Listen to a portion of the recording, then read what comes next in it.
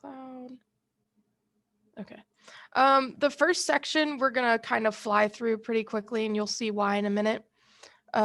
It's basically on just percents, going from writing decimals and fractions as percents. I would say fairly simple stuff, but obviously if you have a question, just make sure you ask. So there's your objectives in case you rewatch this on YouTube. Okay, so we all know that a percent is basically part of a whole, that whole being 100. A lot of people tend to get stuck in this mindset that you can only have 100%. That is true in cases of like, typically in cases of say a course, you can have 100%. If you go over it, you still have an A, and you know, that's just the way it is. But you know, it's sometimes I feel like students in particular, they kind of come across a problem where the answer might be say 112% and the brains kind of break. Don't let your brains break. You can have over 100%. You just need to know if it's kind of applicable or not. Okay, so if we want to do 12%, that's 12 out of 100 equal parts. You can write it as a fraction, you can write it as a decimal, and you can write it as a percent. Like I said, I don't think we're going to have to spend a lot of time on this section, but I did want to provide it to you in case anyone does have a question.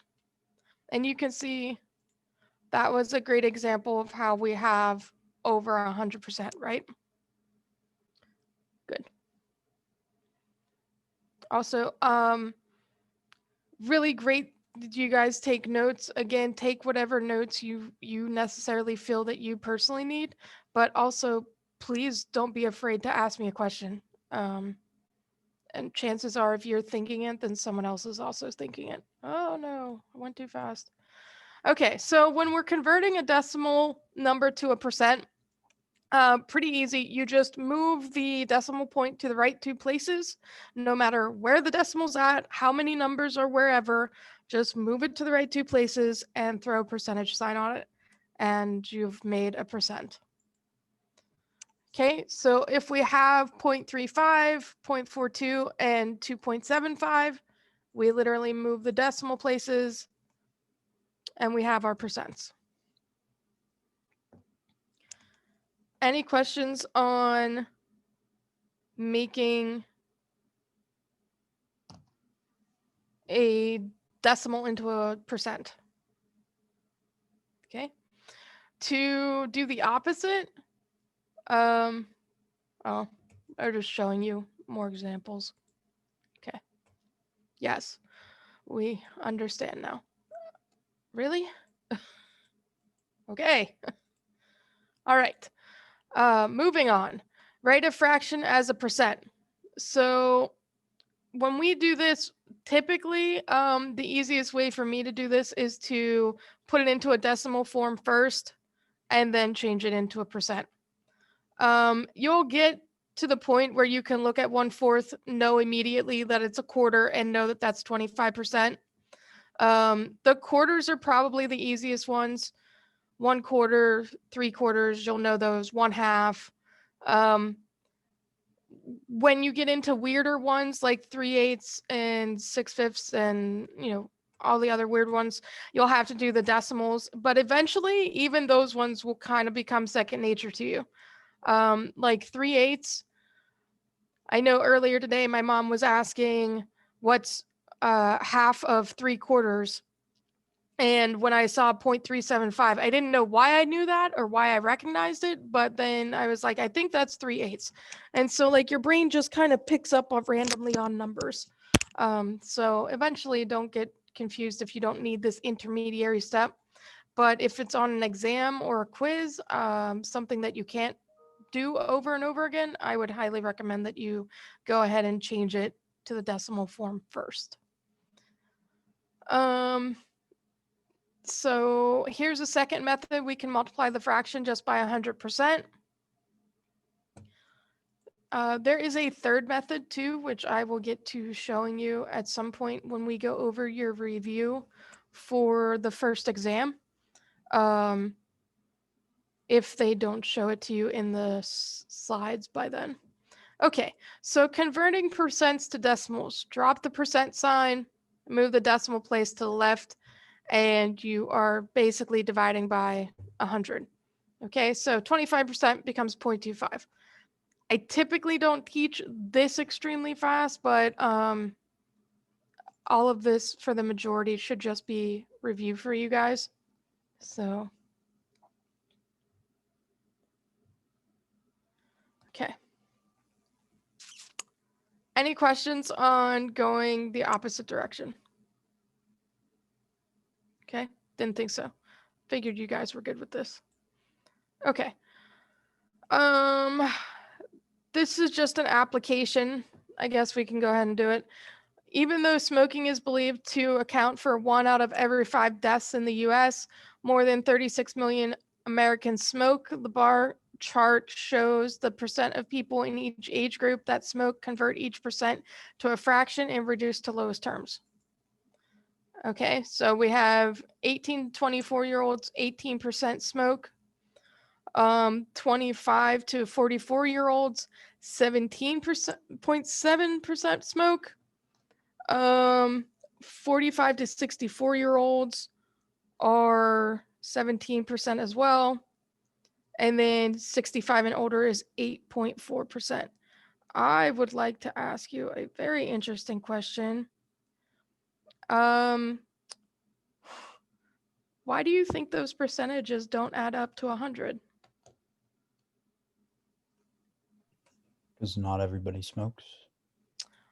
So yes, not everyone smokes. However, typically when you're showing a statistic like this, the percentages should add up to 100. There's probably a sadder reason behind the why.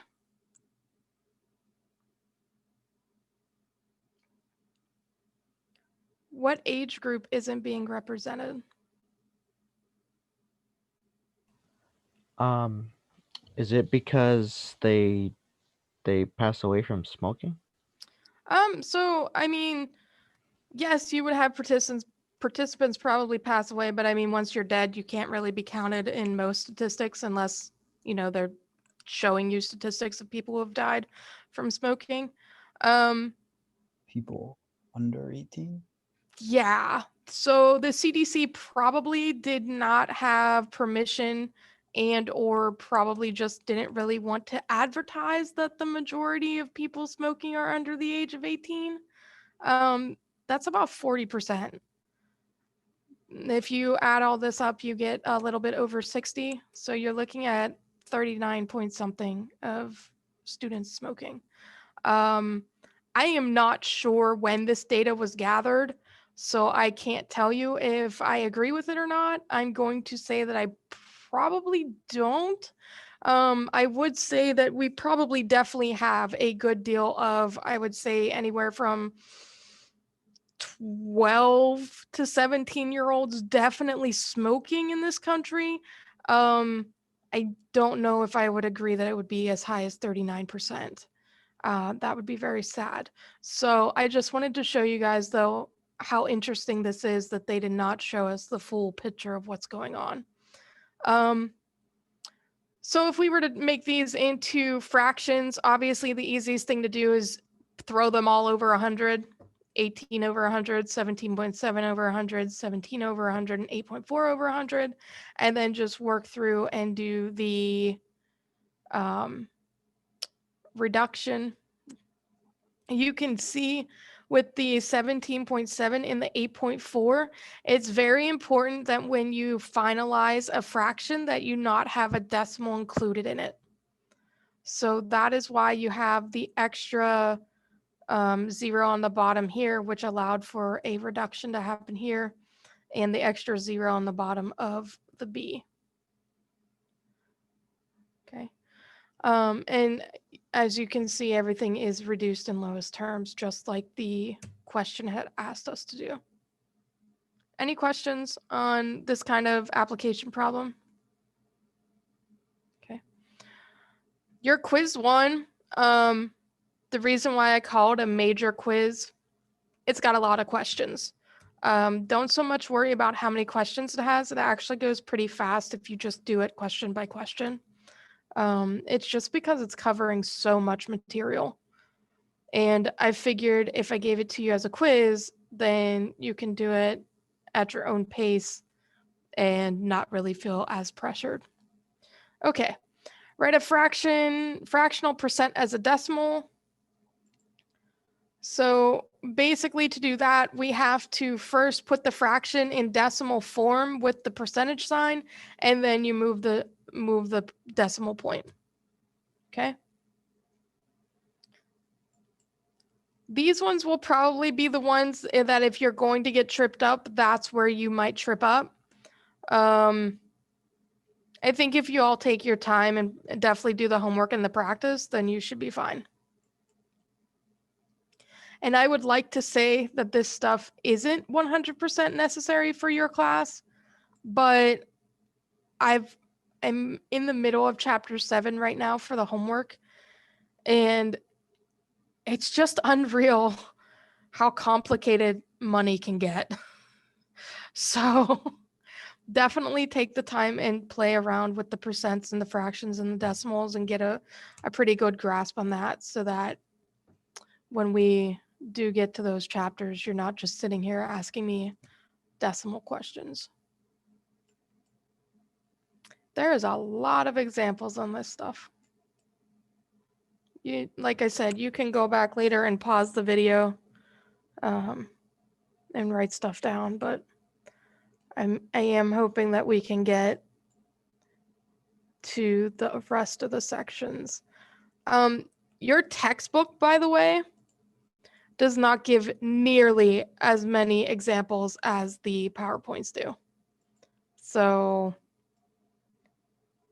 definitely take a look at the PowerPoints if you need extra material. Okay, that looks like it's the end of that one. So let's go ahead and move on to 3.2. Any questions on fraction, decimals, or percents before I go on to this next section? Okay. I promise you will end up having questions when it gets to the banking stuff. I mean, who knows? Maybe you're all meant to be accountants or bank managers or whatever it is that you guys want to do, because whew, more power to you. Not what I'm in for. Okay, so we have to, this is going to be probably one of the sections where I actually am going to teach you a little bit at a slower pace. We're going to learn the 3 components of a percent problem.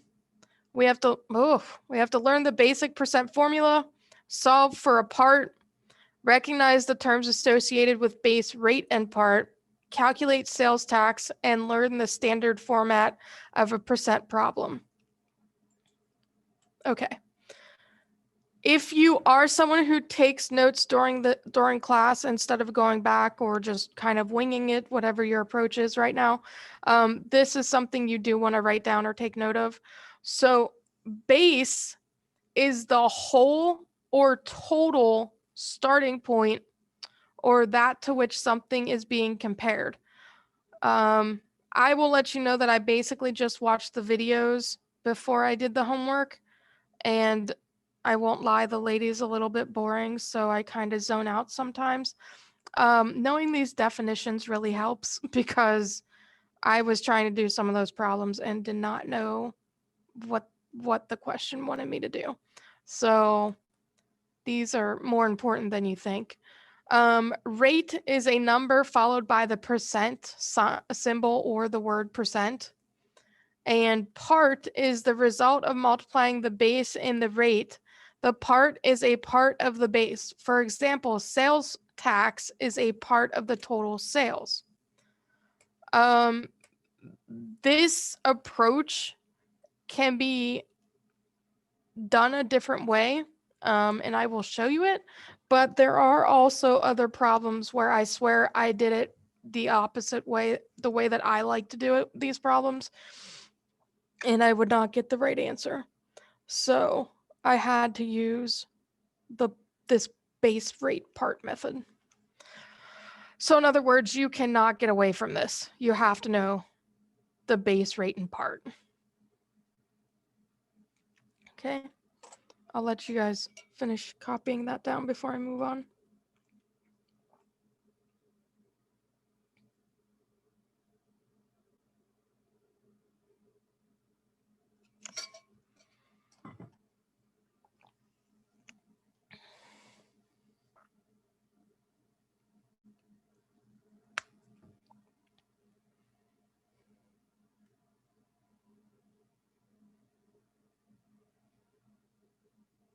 Okay.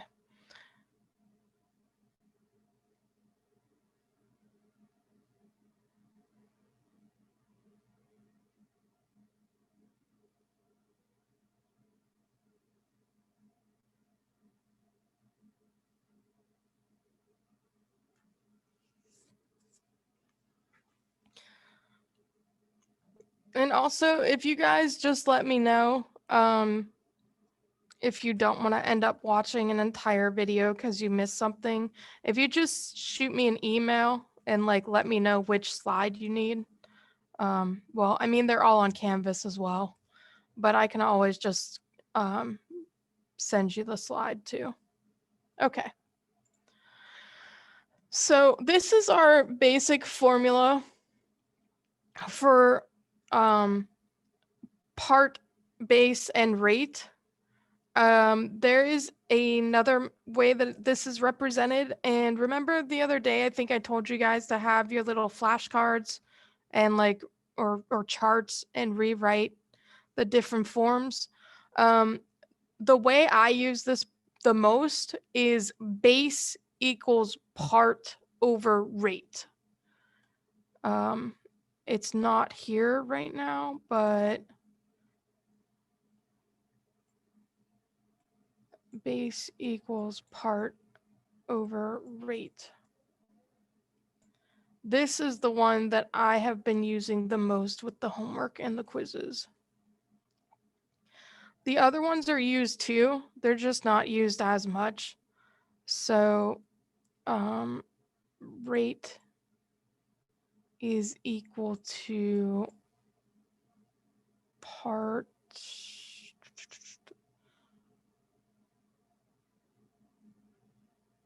over base. And then this one's special because once you find that out, then you have to multiply it by 100%.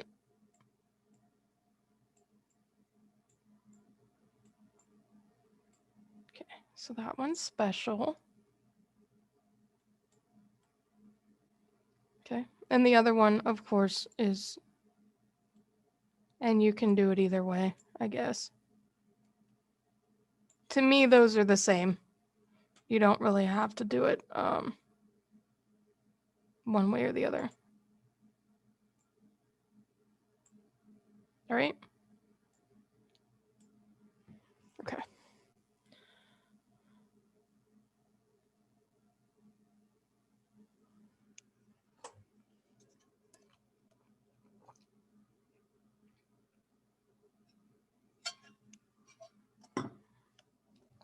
All right.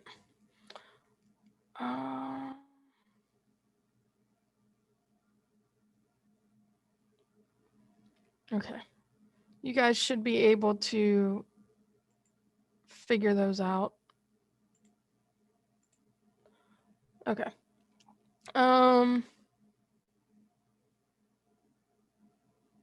Yeah, that's basically how you use a formula. You guys know that at this point. So they want you to use part equals base times rate if you're given 4% of 50 and 1.2% of 180.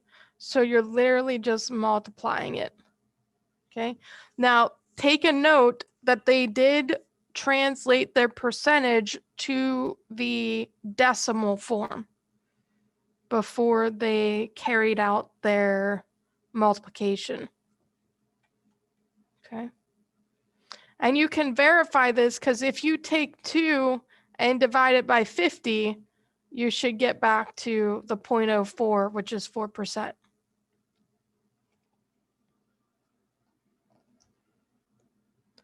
And I don't remember what the syllabus says, but I use a calculator for this class. So if you guys want to try and do all this in your head, more power to you, but I assume that will probably lead to some mistakes and a lot of frustration, especially for some of the problems.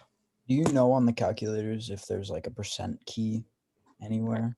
Because I Okay. had to look up like videos and stuff, and no one, like, I could not find an answer for it. It depends on the type of calculator that you have. So typically your more simple calculators, like this old beast, he has a percent key that you can literally see. It's right here, and it looks just like a percent symbol. Mhm. Typically what's amusing is the higher the grade of the calculator that you get, you're not going to find that simple button. It's just not going to be there. So if you want something that just kind of gives you the percent right away, then I would just recommend like going to your grandma's house or in your mom's desk drawer and just looking for that just plain simple old calculator, and that probably has one on it. Otherwise, you can just do the times or divided by 100, whichever approach you need to use. So okay, these are just more examples. I'm obviously not going to go through every example there is. Another interesting point that those again do not equal 100%. So clearly they're not showing us the whole story. But I can show you this example completely. So if you take a look at the bar graph, it says use the data provided to estimate the number of unemployed teenagers out of a total of 32,000 working age teenagers in one city. So well, teenagers would be 14.7%. So our rate is 14.7. Our base is 32,000. So then our part would be equal to 4,704 unemployed youth. Now, if for some reason you would have been given an answer that came out to a decimal, we all know that we have to round up, correct? Because we cannot have just a floating head unemployed. Okay, no matter what we might think of our younger siblings. Okay, all right. Recognizing terms associated with base, rate, and part. This helps you out a lot. If you can realize what phrases are kind of helping you, it really does help you identify certain things. So I would pay attention to this slide as soon as I get all the pieces up.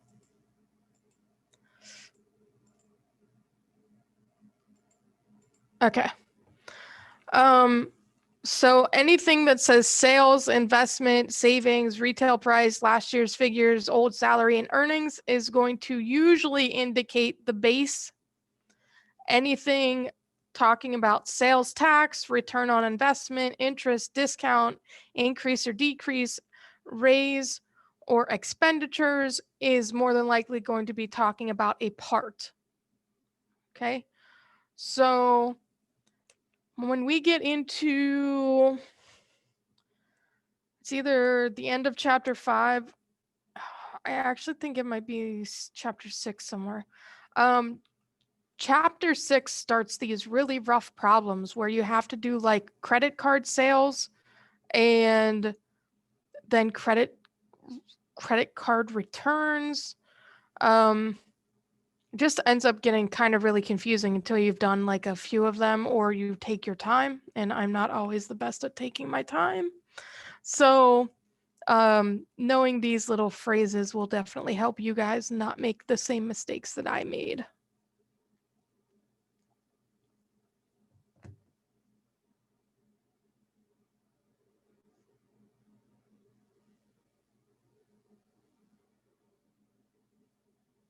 Okay.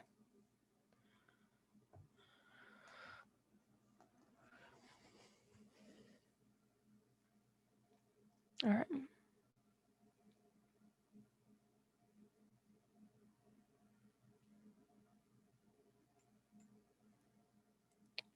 Okay. So a good example of finding part: state, counties, and cities tax retail sales. Sales tax is a percent of the sale. So the formula is going to be part equals rate times base. So sales tax equals sales tax rate times sales. All right. So Becky Smith saved enough to buy the guitar she had dreamed about.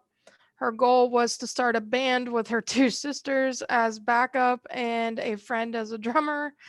The list price on the guitar was obscene, and the sales tax was 8.5%. Find the sales tax and the cost. Okay, so here's something you also have to know about Pearson. Pearson loves to confuse you. So you have to find things the way that it wants you to. So you have to find the sales tax, and then you have to realize that it wants the sales tax first and then the total cost. I can't tell you how many times I've gotten emails from students saying, I don't know what I'm doing wrong. I get the answer and then they tell me the answer was right, but it's marked wrong and I don't understand. And it's because they're not paying attention to which part they want first. Okay. Obviously, I would override it if you really if you tell me you've done it 10 times and you just can't get it right in your head. I'll override it as long as the answer is correct and the work is right. Okay, so if we were to do this, what do you guys think we have to do first?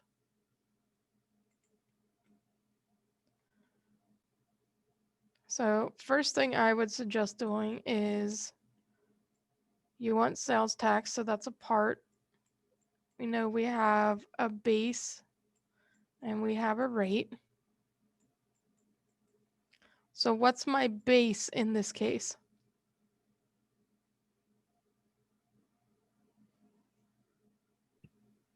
$1,199.99. Mm-hmm.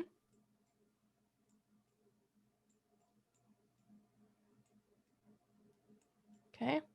So she's getting the world's fanciest guitar for her garage band. And then what's the sales tax? 8.5%. Mm-hmm. Very good. So we can write it down as 8.5%, but typically because we have these fancy calculators now, we have to change that into the decimal form. So it's going to be 0.085. All right, so when we do that, we get the part equal to 1199.99 times 0.085. So our sales tax is going to be equal to 101.99915. But what does that actually tell me?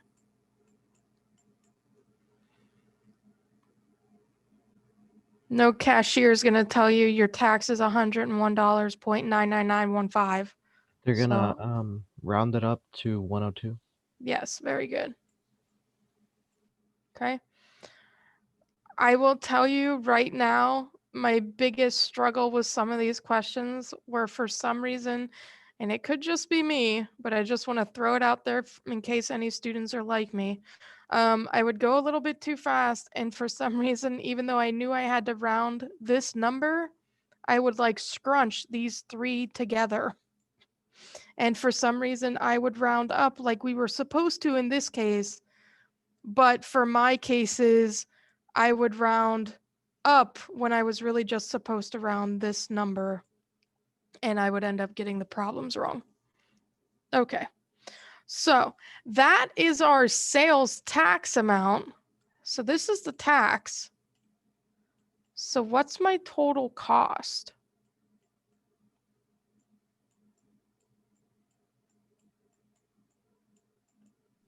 And how do I find it? Go ahead. $198 or $1,098 actually. Okay, so sales tax, remember we need to add it on to the item.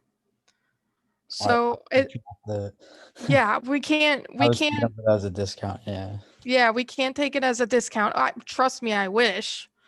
And then I will also tell you that as far as I'm concerned for Pearson, I always take this number. When I add or subtract, I take this number, even though in the answer I give them what they want. Then I round it over here. So the cost right now that I have is 1301.98915. And now you're going to get to see my issue. Because now what does it round to?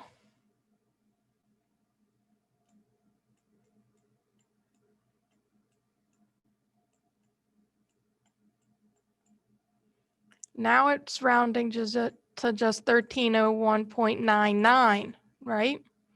If we would have used the 102, we would get a different number. We would get 1199.99 plus 102. We would get, okay, we'll get the same thing in this case, but I'm telling you, it doesn't always work. Regardless, this is your cost. Okay, and we got that by taking our base plus our part, and we got our cost. Okay, they're probably going to show you that written out a little bit nicer, so let me go ahead and show you that.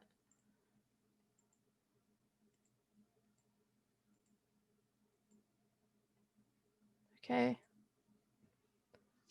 so there you can see it without my chicken scratch and probably read it a little bit better.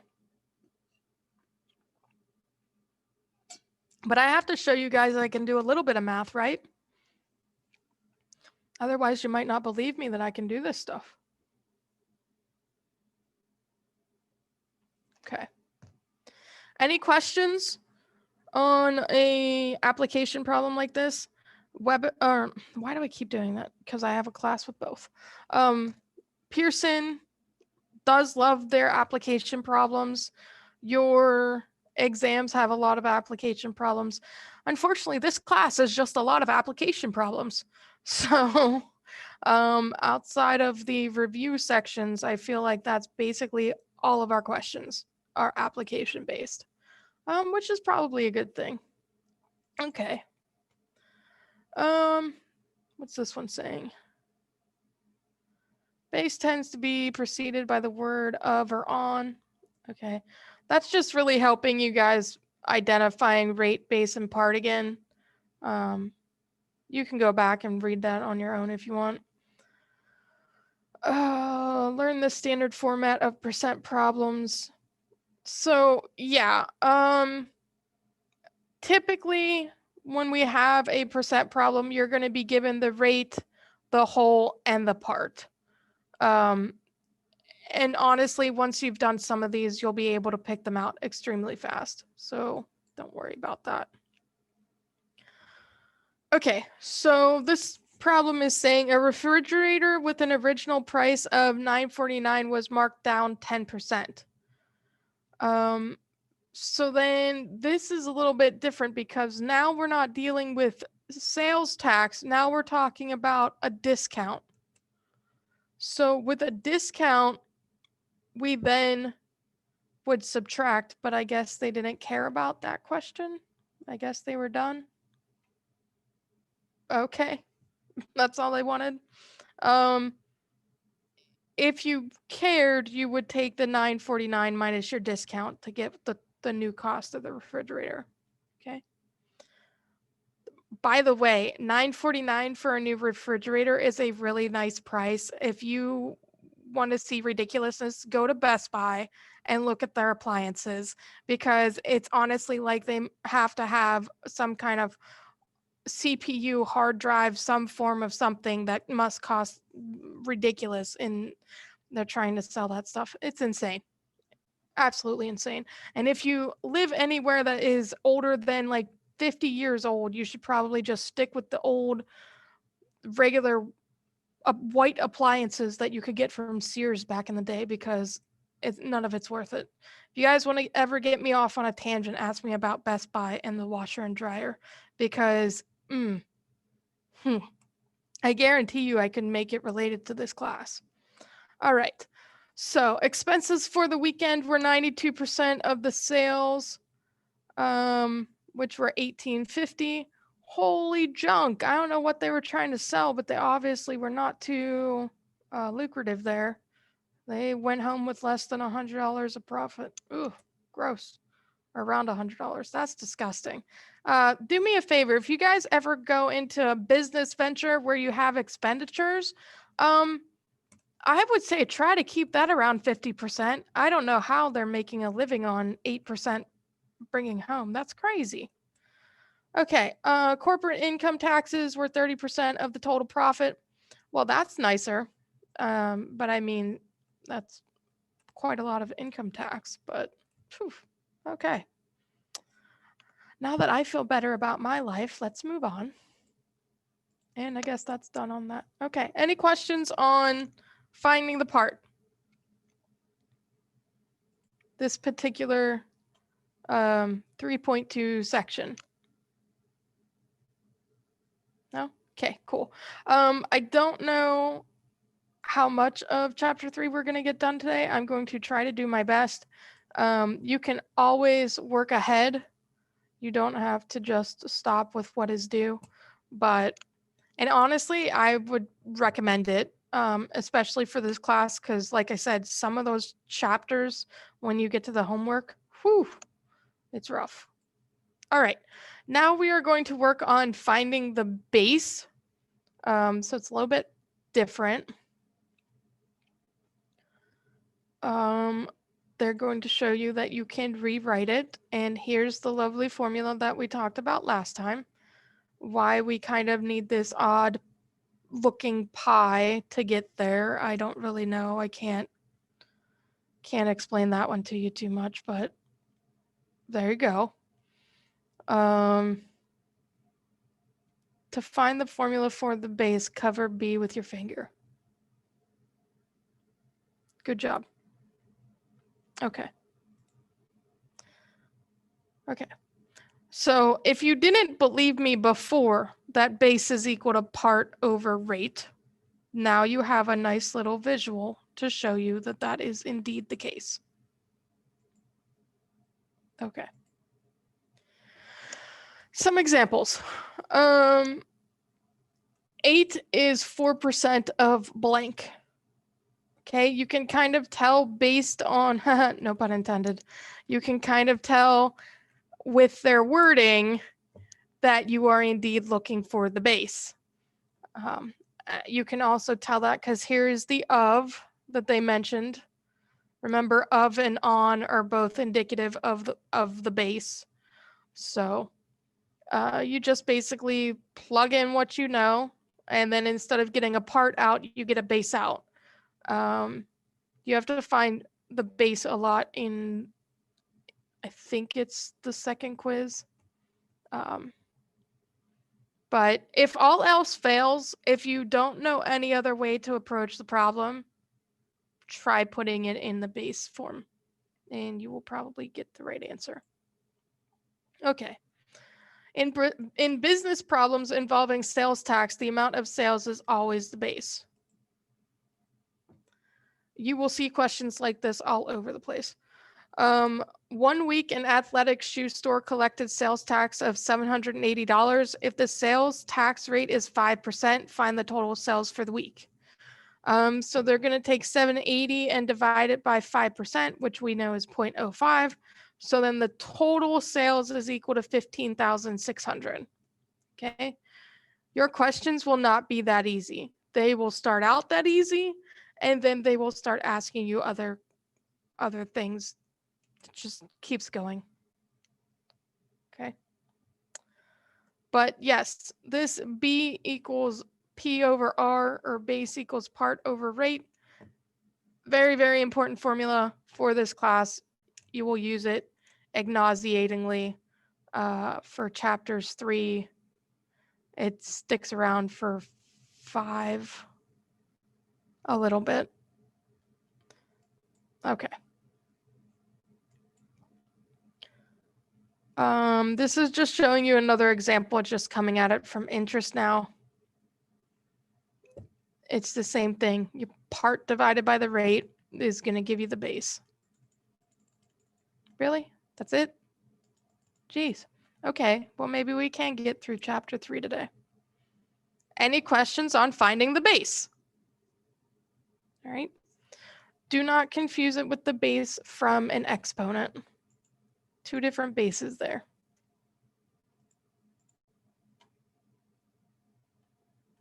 All right. Now we are going to find the rate. Okay. Whoa. And again, it is a rather short one. So yes, I am now absurdly confident that we are going to cover all of chapter 3. Okay. Use the basic principal formula to solve for the rate. Solve for the rate in application problems. Okay. So again, they tell you about the same formula we've been talking about. Again, they use their little pi thing to show you that R is equal to part divided by base. And again, you have to realize that you need to make it into a percentage. So I don't really like that they're not showing you that.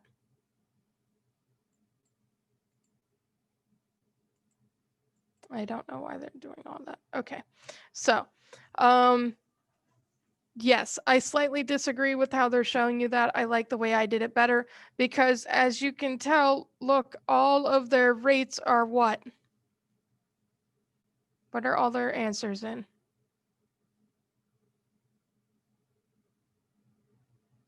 They're all in percentages. Yeah. So yeah, exactly. So you have to make sure that you turn it into a percent because when you take the part divided by the base, you will never get a percent out. You will always get a decimal out. So you need to be aware that you have to turn it into a percent. And if you just put down 0.25%, Pearson's going to tell you you're wrong. I'm going to take a partial point off because I'm way too nice. I should be super mean, but I never can be. I don't know why. Okay. So there's some examples. I'm pretty sure you guys probably don't have any questions on them, but if you do, I am here to answer those. Okay. All right. In application problems to find the rate, we obviously are going to use the formula. Again, for the sake of my sanity, can you please all just make sure that yours looks like this? Do not just go with their thing. Actually have the whole times 100% or change it into 100%. However your brains remember it, but don't just leave it as this because that is not beneficial to you. Okay. And again, look, see, they did it. They just don't think you need to know about it. Okay. An investment officer at Graham Bank placed $3 million in a government security. It remained there for 1 year and earned $48,000 in interest. Man, I wish anything I had could earn $48,000 in interest. I just wish I could have $48,000. I think that would be fantastic. All right. Find the rate of the return. So, rate of the return. I was like, wait, how is that a rate question? It literally says the word rate in it. Words, I hate them. Okay, so the whole is 3 million. 48,000 was the interest that they earned or the part. So 48,000 divided by 3 million, you get 0.016, which is 1.6%. So there's the rate. Obviously, we know if I would put my small amount of money in, I would clearly not be getting $48,000 out if it's just a 1.6% return. So there's obviously no point in me opening up whatever the heck a government security is. I've never even heard of that. Okay. Sheila Jones. She sounds like she might be more like me. Nope. She runs marathons. She's not like me at all. Okay.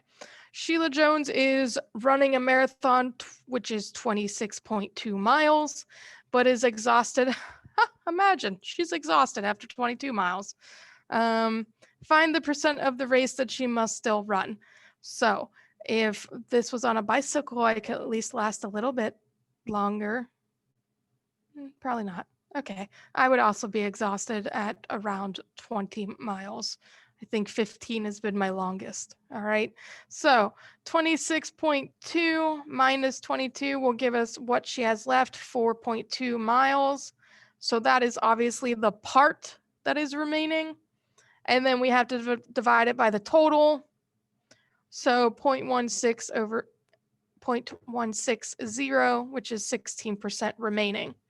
I obviously did my review solutions before we covered this, so you will not always see these words or these units necessarily on my papers. You'll just see me kind of saying total a lot. So total instead of base, but same answers. So Jones still has to run 16% of the total distance. Honestly, I think she's going to do just fine. If she can get through 22 miles, I'm sure she can make the 26.2.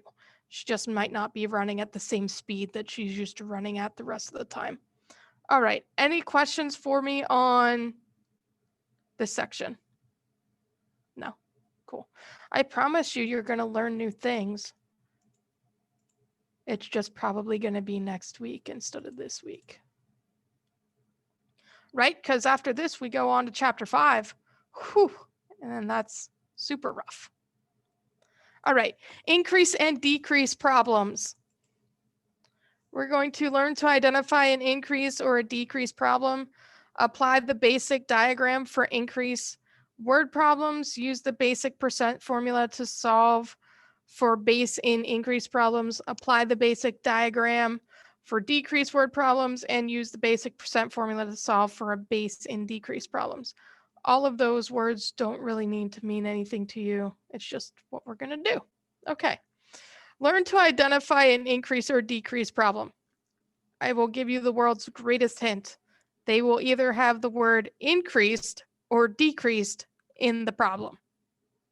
If you don't see that, then it is not an increase or a decrease problem. So, the base 100% plus some portion of the base gives a new value, which is the part. An increase of more than greater than, okay? So original base plus the increase equals the new value or the part. This is the same thing, but from the decrease side.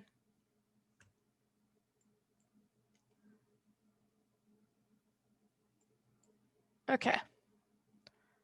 So a diagram such as this one can be used to help solve an increase word problem. I didn't really need something like this, but if you are more of a visual person, then by all means, feel free to draw out your diagrams. Not gonna lie, I'm really crazy and I love to give points for just about everything. So if you end up being someone who needs a diagram and not everyone does it, then I probably will end up giving you bonus points. Just throwing that out there. So basically how this is working is you have your 100%, which is your base, and then you have your increase. Okay. And that, I guess, is supposed to help you out. I'm not really seeing how it's helping, but I'll believe you if it helps you. Okay. What was this telling us? Not really anything. It's just repeating itself. Okay. So here's an example. The value of a home sold by Tom this year is $203,500. Which is 10% more than last year's value. Find the value of the home last year. Okay. The base is the starting point or that which is something being compared. In this case, the base is last year's value. Call the base 100%. And remember that original or base plus the increase is the new value. So we know that we have a part And then we have the rate. How did we get that rate? Well, you had 100%, and then it told us that this year's market is 10% higher than last year's market. So now you're at 110%. So that's 1.1. So 203,500 divided by 1.1 will give you 185,000. I would still take either of those if someone wanted to pay me. Just saying. I would no longer have debt. Okay. Oh, look, they did explain that to you. Well, I win. I said it first. Okay. Any questions on a problem like this? No? Okay. So the value of the house last year. I will point out that this is important to you, this little sentence here, even though it might not seem important on this slide. And I guess for the purposes of the slide, it's not really important. It is important to me because I need you guys to know that when you are doing an application problem for me, I want to see the summary. I will ding you every time you don't give it to me.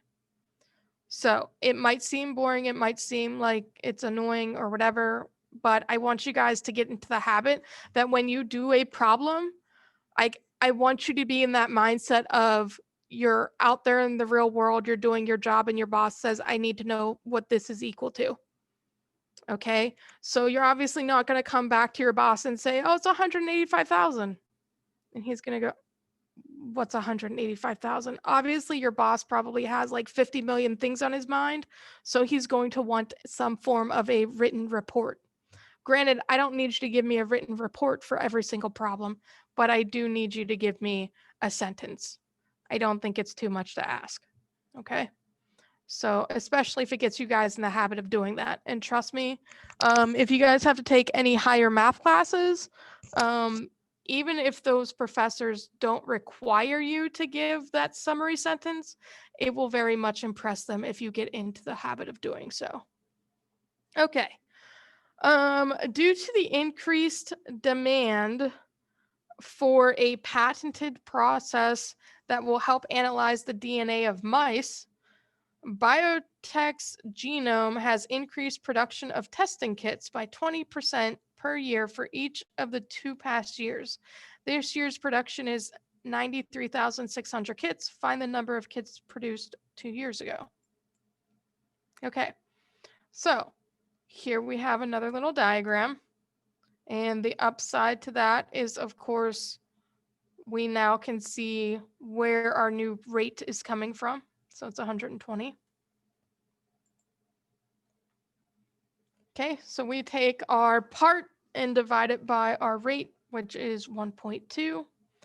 And we can tell them that there were 78,000 kits produced, but that was last year. Why was that last year? Because, we can't really skip. It's not like we can figure out that second year without figuring out last year's. So now that we have last year's, we can basically do it again, but this time the part has changed. So now it's 65,000 kits produced 2 years ago. Okay. Makes sense on that one? This is where I'm talking about where Pearson will confuse you and they will try to do things that you might have a question with. Okay, so chances are if you get to that 78,000 and you're like, all right, I got the answer, I know it, I'm plugging it in and it tells you you're wrong, go ahead and read it again and then you'll catch that you probably needed to do it twice. Okay. I think this is our last example, I'm going to assume. After Nike deducted 10% from the price of a pair of competition running shoes, Katie Small paid $135. What was the original price of the shoes? Okay. So 90% is 135. We want to know the total. 135 divided by 0.9 gives us 150. Okay, so 150 was the original shoe price. I wish I could tell you that I pay $150 for my shoes. I do not. I also probably wouldn't get anything with the word running in it. Shoe companies should probably think about like the average man shoe. I would buy that probably more likely, especially if it came in red. I like red. Red shoes are great. All right. That is the end. So you can stop the share, stop the recording.